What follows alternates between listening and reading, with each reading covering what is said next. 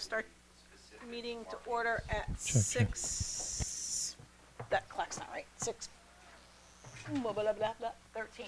See if I pledge allegiance to the flag of the United States of America and to the republic for which it stands, one nation, under God, indivisible, with liberty and justice for all. Thank you. Call to order. Any public comment? Is there any public comment? No public comment. Comments from the first select woman. Discussion and possible action on referrals from the Board of Select Persons on blight.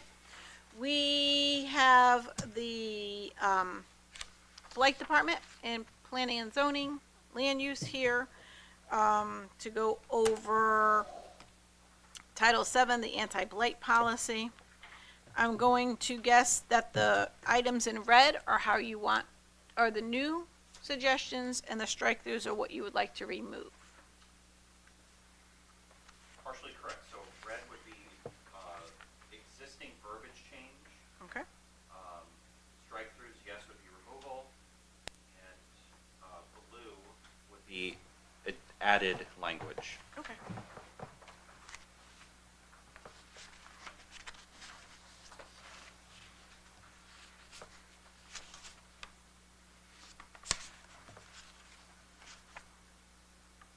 So is a declaration policy, which are vacant and or blighted, dilapidated conditions, and whose continued existence in such properties contribute to the decline of neighborhoods. It is further found that the existence adversely affect the economic well-being of the town and is incidental to the health, safety, and welfare of its residents. Are you looking that we put in empty buildings? If the building is vacant, to start coming down on them? So a couple things, and I apologize, I have not proofed this out It's okay. thoroughly because of just my schedule lately, but, the question's gonna be, now, if I'm understanding this correctly, this would move to the ordinance committee, and then it would go to a full review Of the Board of Selectmen? of Board of Selectmen, Persons. also a full review to our council, Yes, town council, correct. to go through this. I think town council has reviewed this ordinance because I believe one of the members of the Bircham and Moses firm wrote this ordinance for another town. But that's not this document, The basic document, the basic document. basic document. So, Basic one. right, Right. so Not the this one. changes that are, Right. the verbiage Right. that's being changed here would have to be Still have to be reviewed. Correct. If I may, the original ordinance was revised when I came on board in 2013. So that's been the last revision since coming into this evening, or any requests with that. These changes are, and/or eliminations are, follow along with statutory things that have changed over the years that the state has put into the state statute that we need to incorporate in some ways. One of them being commercial property. We've just clarified some of the language to make it a little bit simpler for residents to understand it when they're dealing with it and they're trying to respond to it. The state says that our violations have to be specific. Those are items 1 through 12 on where, if you were to look under definitions, those are the violations in themselves. So there are definitions in there about what we mean by vehicles. Those are fairly consistent with what we've had since the initial onset of the first revision, which was in 2013. We have to have those. So we were able to tie in a fire hazard if the fire marshal feels that there's a hazard there. Illegal activity that might be contributing to a blighted property, if the police department has reports to assist with that. Things that may occur for the health and the safe and welfare of the community as determined by the building official, the health department, which is not there but could be, building inspector, zoning enforcement officer, and such. Then we get into items 4 through 12, which are more specific. And they allow for a much broader review for the department to do to interpret properties so that we can say they're either a violation or they're not. So 4 is just adding in clarification as to when some of these buildings are not totally fit. We have some houses that are severely deteriorated. The office can't, this department can't determine something to be unfit for habitation or there, but the building inspector could. So i.e. there's a property over on New Street that nobody's living in, you've got holes going through the roof, and over the years this has been there. This just makes sure that that's listed as a violation if we have those assistances from those other agencies within the community to help with us. Because currently it's not listed. Currently, we're just defining it better to allow for, so that if we get caused later into a citation hearing, where the residents the owners of any of these properties they're allowed to have their due process. And that we don't get caught up in taking away their due process, or it's not something that's a violation when really it is. Okay. 7, we're looking at just clarifying that it's garbage and trash and ordinary household items that you would not normally expect those things to be out on somebody's front side yards where everybody can see them. Washing That have been- machine, dishwasher. Those type of things. And we've kind of left it where it's ordinary household items, because you never know what's going to be there. Nobody's looking to pick up a rocking chair that's sitting on a front porch. But you get these properties where there's just an abundance of things, and you can take that in the whole property. You just see that it's all there in totality, versus just it's an isolated incident of a sofa or a chair. And pictures speak 1,000 words when the hearing officers have reviewed this, because we've gone through some cases now with the hearing officers. 8, we talk about brush and overgrown lawns. And this is just something that for the committee your commission to decide about some of this, because this is probably the most visible thing that irritates the most residents. And it's one of the simplest things that you would think to correct, but it's one of those things that can be impacted by the weather, environment, things. And now the state of Connecticut has this no mow May that they're encouraging for the pollinators. And there are people who believe in the pollinators, and they don't want to touch their lawns or anything until May. So the thought was, okay, how do we do this? So the growing season ends at the end in the middle of November. So this was just a thought as to how to handle the lawns in a much more isolated way, because of some of the restrictions that are there. And then we're defining motor vehicles, recreational vehicles, and then vessels into states of disrepair, because vessels don't need to be registered. The excessive of storage of mechanical parts, but that could be somebody having a lathe in there, it could be multiple cars and other things there. And then just defining those, and then some strikeouts, removing dilapidated. We'd like council to review some of the capable individuals and some of the things as it relates to the statute. The biggest thing that we're looking to do is tighten down on enforcement. Section 4. That's section 4, 149. Okay. There's another handout there with you. It's dated October 31st. And that was generated, last year, or at the beginning of this year. And that's an overview of what staff has to go through and the limitations that some of the things we don't have control over. And how we have to follow certain rules according to state statute. And so what we've kind of come up with, after looking at this and debating this back and forth and having our hearings, one just recently, and the experience that we've had with the citation hearings, is shortening that down. So that once we take a complaint, we identify the property, we hopefully get it inspected within 72 hours.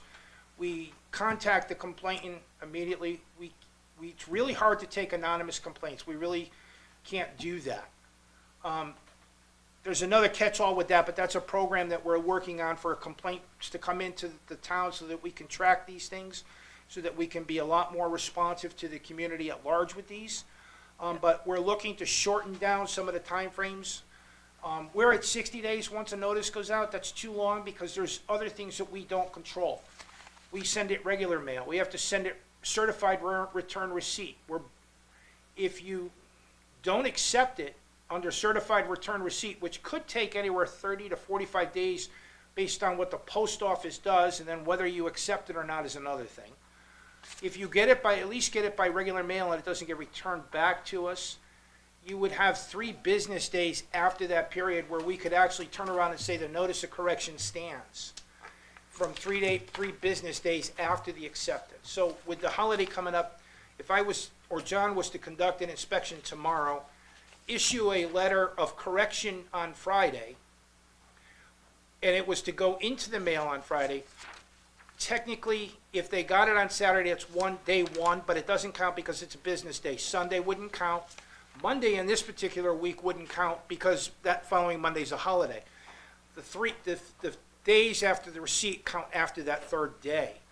So once we can verify they've had it, the actionable on the notice of correction would be 15 days. If they didn't follow it at that point, then we would go to notice of violation about constantly having to re-inspect these properties. And then we would have to issue the notice of violation. We wait those same time periods again. And then once we can track that they've gotten it, or we've got to the window where it came back and they got the regular letter, then we can turn around and say, okay, the violation starts here. We have to allow for due process, as we do with zoning.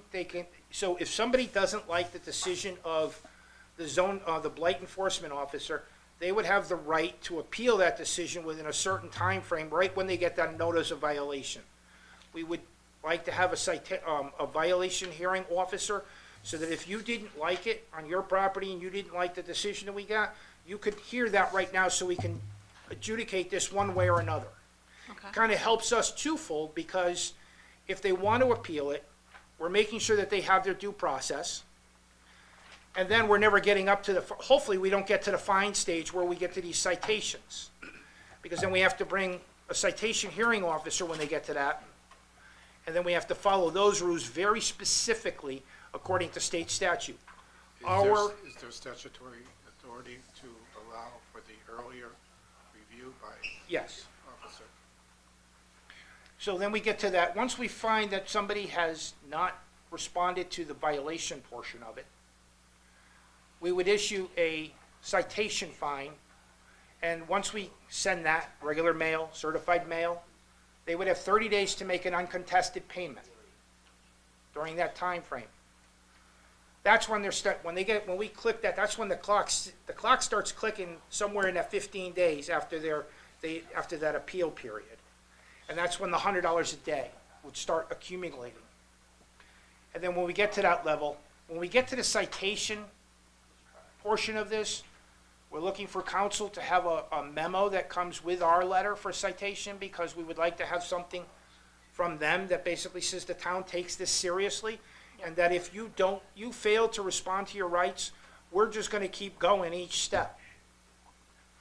Okay. The fine has been allowed to go up to $150, and there's other cases even more as of statutory changes last year.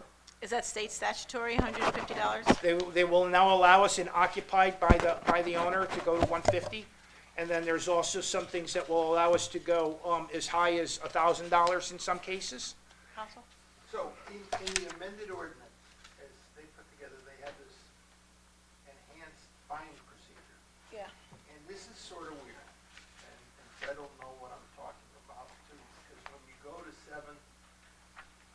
148, the section, that's the big police power section. When you go to where where it authorizes a municipality to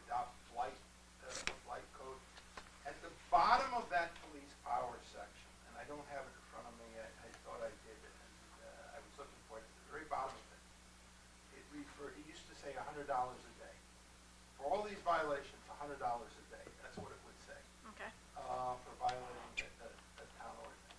They changed it by memory, I think it went to $150 a day, right? Now, then I saw the amended ordinance that the guys put together, and it caused me to go look. And when I go, because my memory said, you know, that's not what 7148 says, 7148, in fact, says something different. When I went to look, under 15 subpart I, that section dealing with blight, it now says, and the language in the ordinance is close, but it doesn't quite track the statute. So it would have to be changed if we're gonna go with these enhanced penalties versus the old general everyday $150 a day penalty. This says you can prescribe civil penalties for the violation of, for housing blight upon real property containing 6 or fewer dwelling units, and that's what they have in their proposed amended ordinance. And then of not more than $150 for each day that a violation continues if such violation occurs at an occupied property. Not more than $250 for each day that a violation continues if such violation occurs at a vacant property, and not more than $1,000 for each day that a violation continues at a property if such violation is the third or more such violation of such property during the prior 12-month period. So the statute has this enhanced language in there, an enhanced penalties provision, and we should make sure, if we're going to go with this, that we track that language exactly. But where it gets a little odd, for those of us who've been dealing with this for a long time, it continues. For housing blight upon real property containing more than 6 or fewer than 40 dwelling units, this is the statute now, not more than 10 cents per square foot of each residential building upon such real property for each day that a violation continues. Well, that certainly is different than the way we used to do fines and have them accumulate. And then it goes on, for housing blight upon real property containing 40 or more dwelling units, which at one time was kind of odd to have, but these days with the apartment buildings that are being built everywhere, it goes on, not more than 12 cents per square foot of each residential building. And then it goes on to say, and blight upon any commercial real property, not more than 10 cents per square foot for any commercial building upon such real property for each violation. So what I'm saying is, you could either go with like the general so much a day. If you're gonna go with this language for your penalty, then we should make sure it matches almost perfectly with the statute.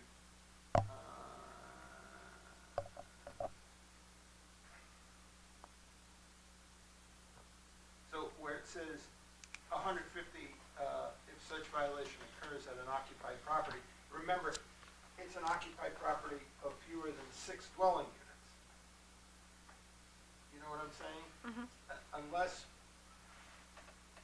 we're trying to use that 150, the other provision, that like the catch-all provision at the bottom of 7148. So what I'm saying is I want to think about this. This is, and I think we should all think about this. Yeah. In terms of the penalties, in terms of where you want to go with that. Absolutely, we need this. Or whichever's higher. I would really like it to be clear, because when we go to do, if we go to do this, right, and we're sitting in Milford Superior Court in front of one of our judges, this is gonna be like a test case of sorts, guys. I haven't seen anything like this yet. I wanted to read just like the Connecticut state statute, Yeah. right? Because we, But or it's a tighter, heck of a statute now. right? Or Would we, You'd be calculating just commercial for buildings. thought, You got a 50,000 square foot building, Yeah, you know, but then again, if the blight is, okay, well. I'm just saying. For example, commercial property, you take that type of commercial property, 8 different tenants in that commercial property. One person's being blighted, do you take the sum of the whole? I don't commercial know. property? I don't know. Or do you take the individual portion of Right. the property? And, That's a problem. and as you said, Rich, you don't know. Don't know. And we need to make sure that's clear in our, and then who's making the blight issue too? right. Out of all those tenants? What are you gonna do? Would it be better to leave it at $150 a day? I don't know, I wanna think about it. yeah, I and have then- to tell you, in preparation for this meeting, I went through the ordinance, when I went through, and I apologize for being late again, Route 8, the traffic, I don't know what is this, one lane, I didn't think I'd ever get here. And, but when I went through the ordinance in preparation for the meeting, and then I said, wait a minute, where did this come from? It used to be, you know, and I went, and then I looked, and I saw the statute, the statutory language on the penalty that you guys grabbed and put in there. I said, wow, that is a very enhanced penalty for blight. This is the one area that I think that Jim, John, and I agree on, that we need It needs your to- expertise Yeah, I'm gonna look at it to carefully. define this for us. I am, because, and then we'll talk, all of us, about, but I am going to take a good hard look at it and the penalty thing. I wanna actually go look at the legislative history a little bit on this, see if I could find it.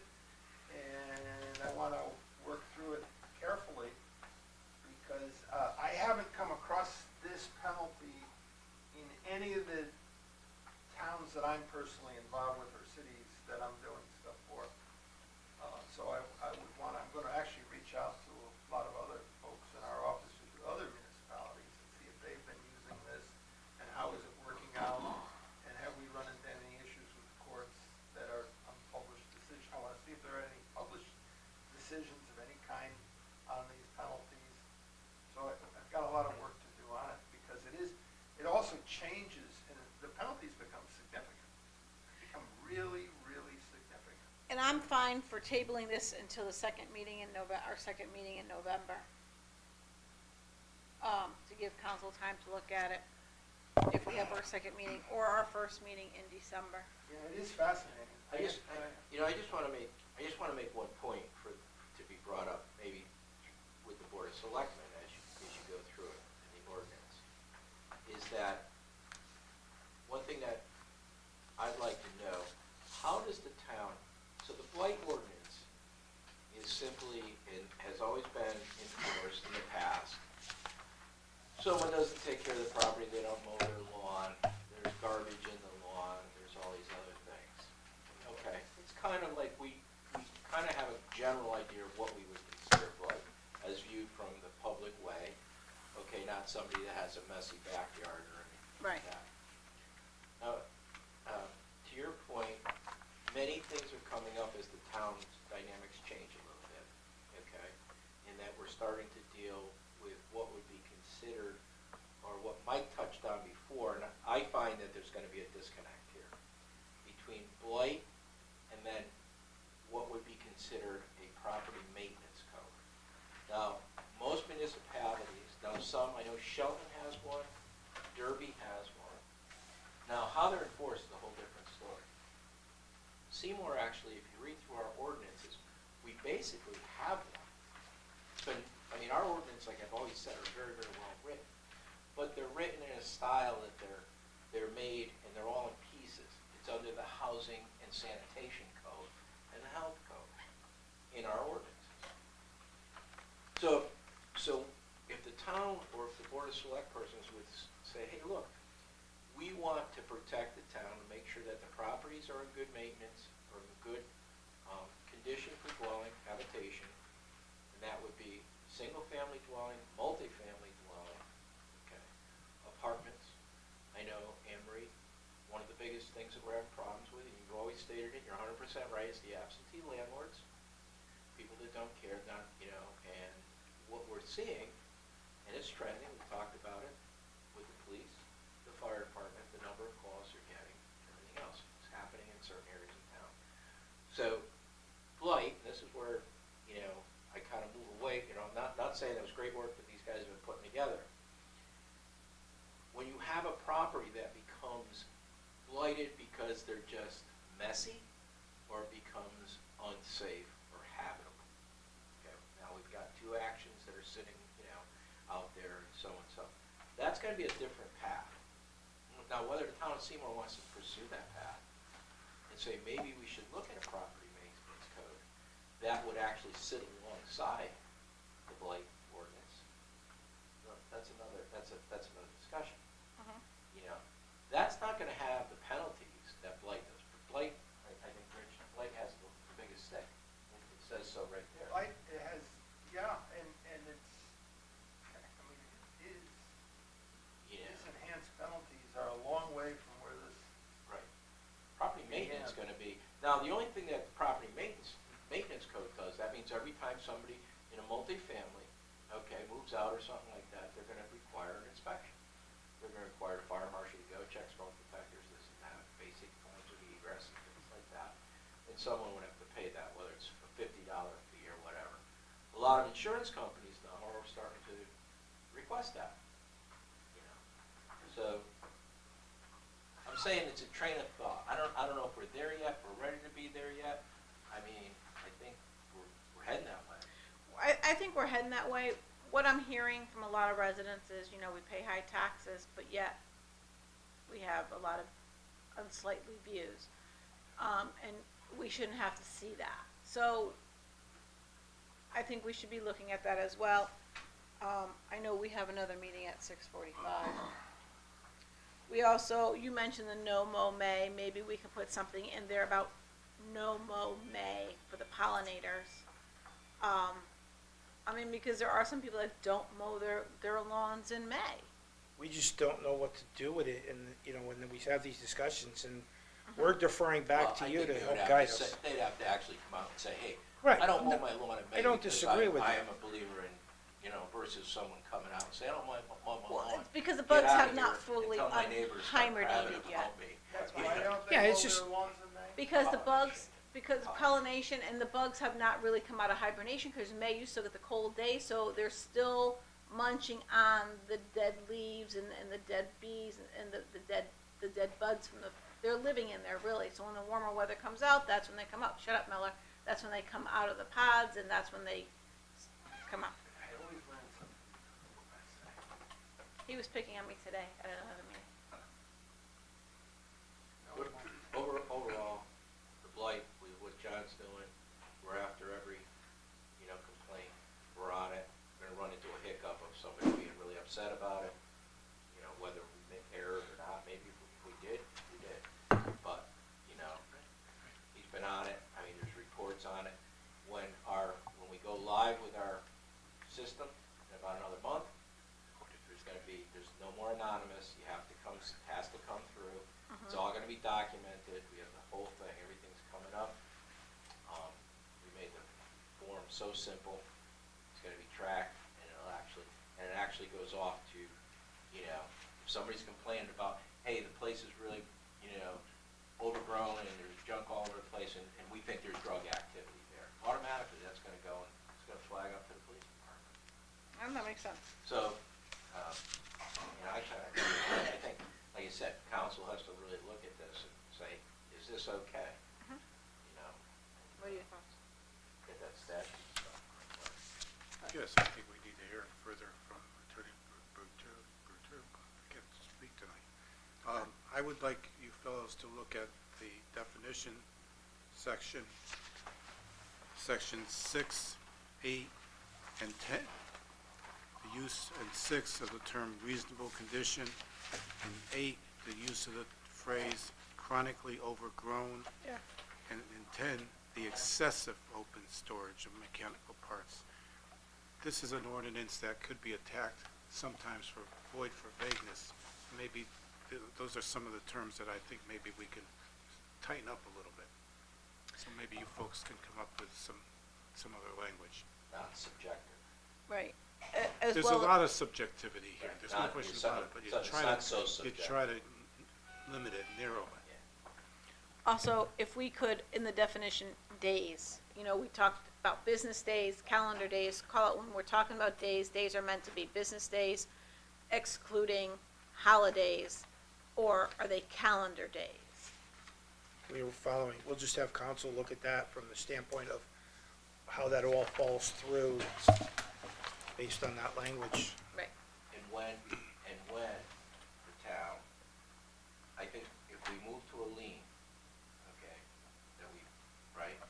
I think we need to make that very uniform and saying that we can't be arbitrary, like, you know, one to Smith Street got a lien and they owed $10,000, and then 1-2 Avenue E didn't get their lien until it was $20,000. And so if the town says, once it reaches a certain limit, that lien should be closed. A certain dollar amount should be a lien, and then also. So it's not, we're not, and who files it? Comes Yes. down to the town. Because as the process gets deeper, beyond, as Mike was saying before, once you get past violation into citation, the ball is passed. At some point. Yeah. We've Yeah, done well, the though. ball should be passed, and then that's when it goes into citation, that's when they should also be receiving a letter, the resident should be receiving a letter from our attorney stating, you received this letter, registered mail, blah, blah, blah, blah, here's our letter. So yes, absolutely. Yep, 6:40, is it 6:45? Okay. All right. So we're going to have to adjourn this meeting because we have a meeting at 6:45. So, Madam Chair, First Selectwoman, I'm going to make a motion that we table items 5A and B until our next meeting.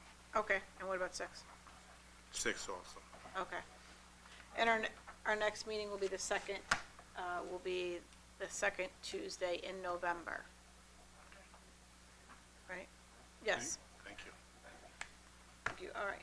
Any public comment? You should second. Oh, second, all in favor? Aye. Chair votes aye, motion carries 2-0. I know it's sort of ridiculous. It but is. That's procedure. All right, no public comment. I move to close the meeting at 6:46 PM. Thank you, gentlemen. But Thank you. You know, I appreciate your input because you're living this